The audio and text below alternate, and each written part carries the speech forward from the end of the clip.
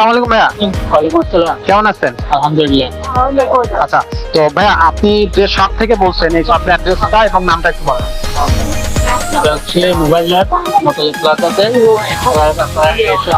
আসতে হলে বিপুল চলে আসবেন হাতের মোটর প্লাজা 5 ফ্লোর 267 নম্বর দোকান। ওকে, আর আজকের এই ভিডিওতে আমরা কি নিয়ে কাজ করব, কোন সমস্যাগুলো নিয়ে আসলে কাজ করতে চাই ভিডিওতে দেখাবো। আমার এটা সেট জি, লাইট